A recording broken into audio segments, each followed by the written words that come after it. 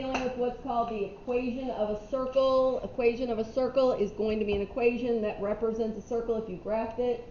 It is a very straightforward formula. Hopefully it will go well for y'all. Hopefully this will make sense to y'all. It is a very visual thing and formula-based thing, and people tend to do well on this. So let's go ahead and get you started.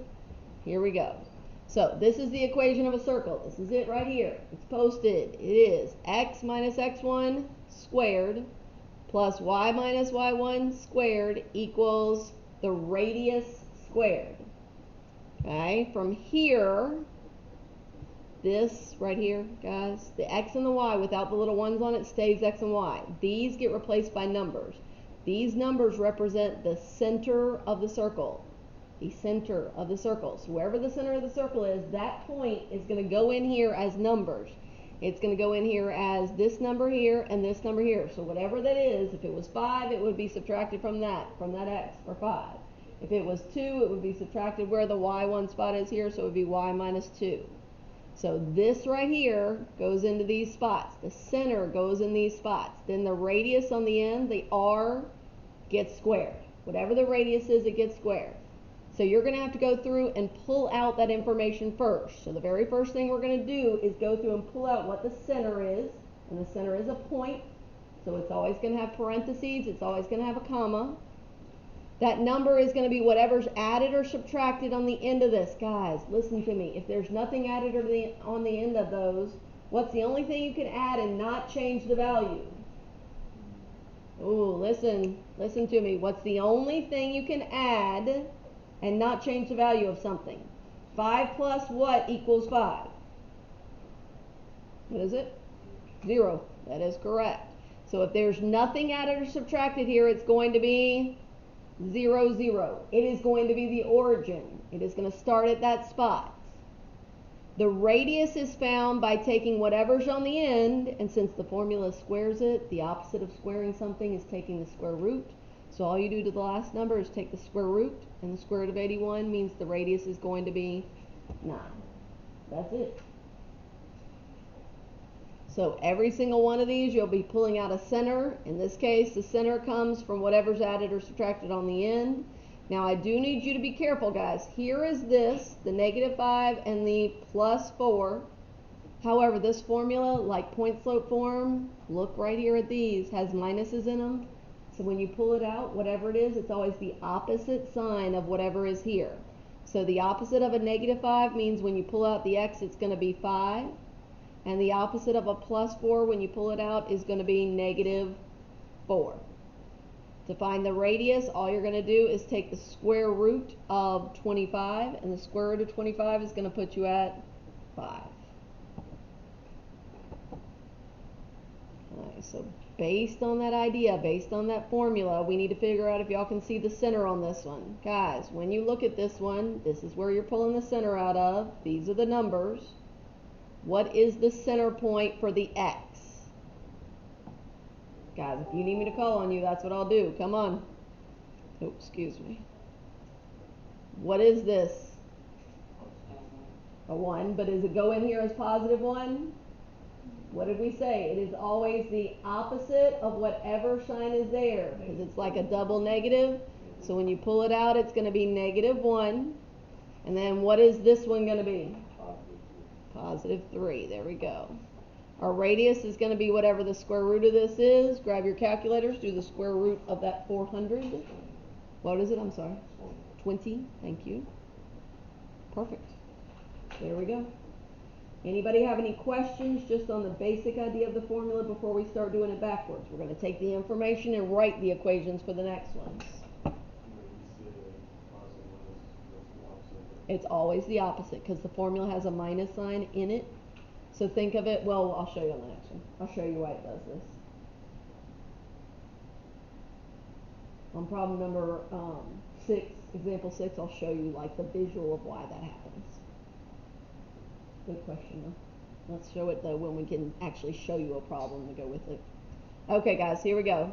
So the other part of this is going to be taking and writing the equation in the form using the center and the radius, we're still using that same formula. It's still going to be that x minus x1 squared. You already have it. You can see it. I'm just writing it because we can't see it again. Plus y minus y1 squared equals the radius squared.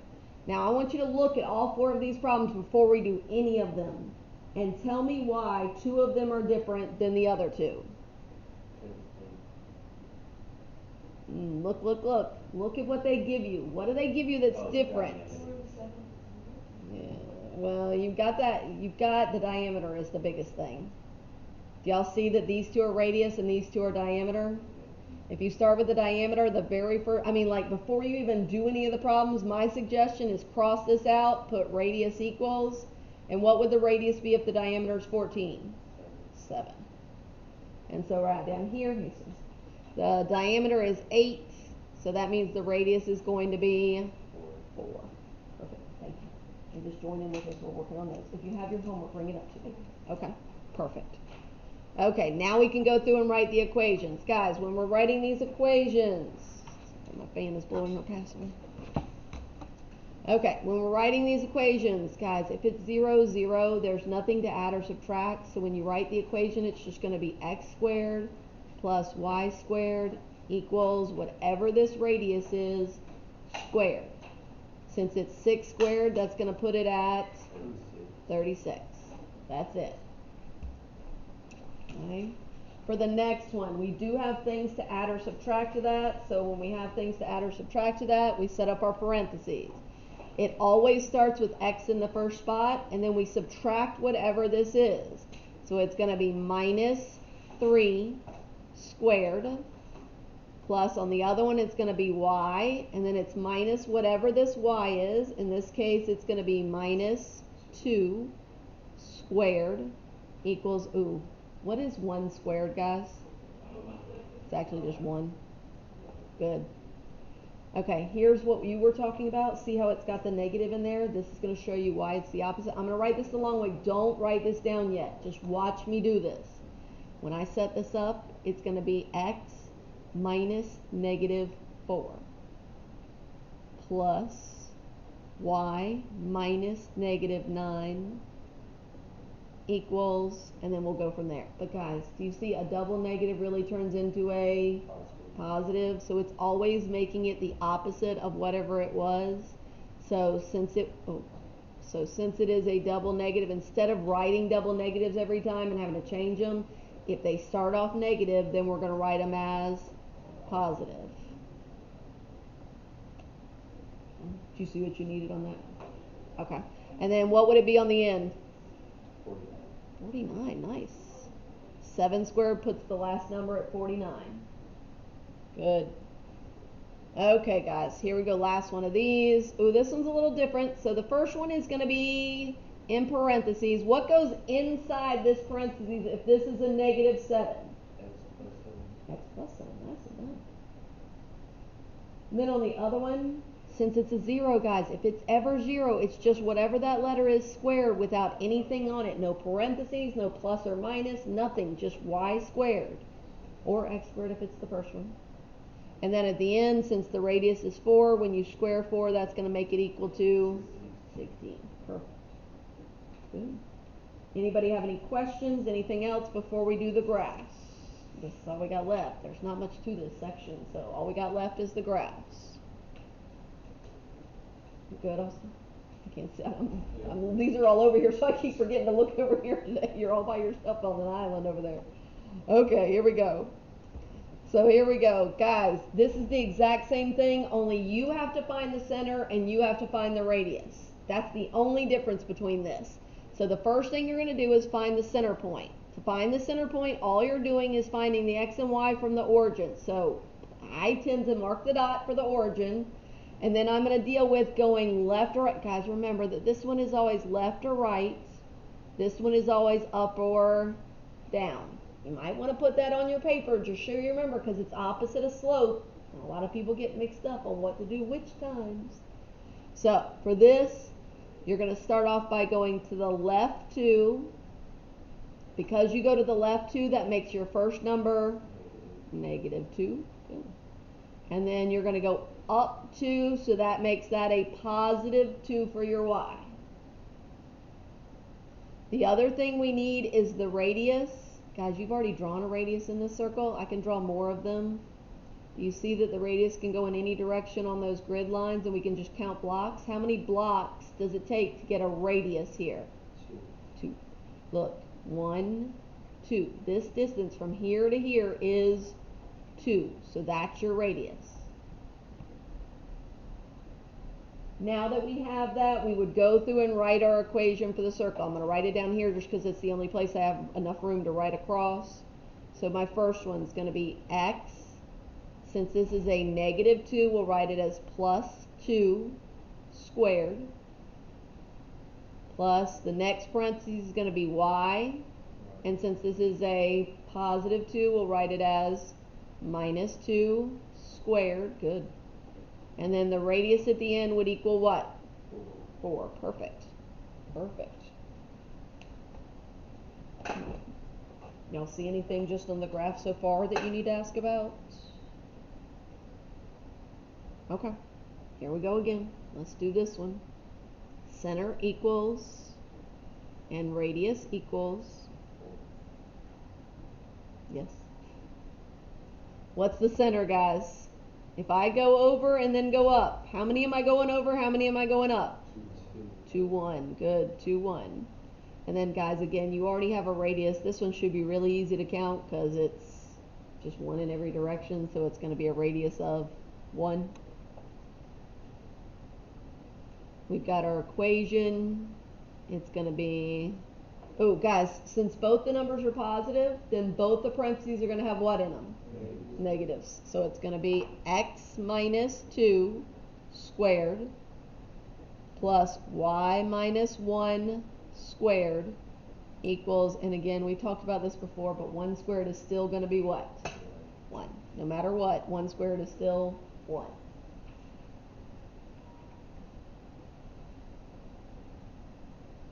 Okay, guys, what's unique about this problem? This next one? It's what? It's not that it's 0 square, but it is gonna be that has 0 in it. That ordered pair where it starts, thank you. That ordered pair where it starts is going to be the origin. And what is the origin? What point? Oh, guys, if you don't go left or right and you don't go up or down, what is that very first point on the graph called? What ordered pair? 0, 0. If you don't move at all, it's going to be 0, 0. Kitten, if you have any of the homework from yesterday, bring it up because I corrected it. Okay? Okay, guys. And then the radius is going to be, how long is it, if you count blocks, to go from the center to any of the outside edges? 3. Perfect.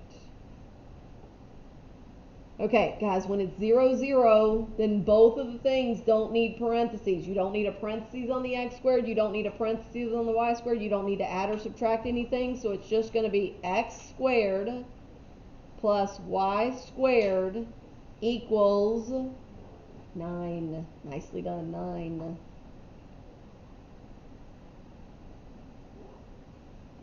Okay. Now, the last one we've got right here, we need a center point. And this is, I'm going to tell you that whenever it's on one of the axes, this happens to be on the x-axis, people tend to mess up this point. This ordered pair is the one I'm looking for. I'm going to go left or right first, then up or down. That's not a down, that's a P. Down. There we go. So I need to know how much you go left or right. -1. How much do you go up or down? 0. 0. Nicely done. 0. And then the radius on this one is how much? How many blocks does it take to get from the center to the outside edge? 4. Is it 4? 1, 2. Yeah, it is. Thank you. It looked like 3 for some reason. Okay, here we go. So one of our parentheses is going to have, one of our variables is going to have parentheses. One of them is not. The x will have parentheses, so it's going to be x. Oh, what's it going to be? X what? Plus 1 squared plus y squared. No parentheses when it's 0. equals whatever the radius is squared, so that's going to be perfect. Does anybody have any questions about any of those graphs? Okay.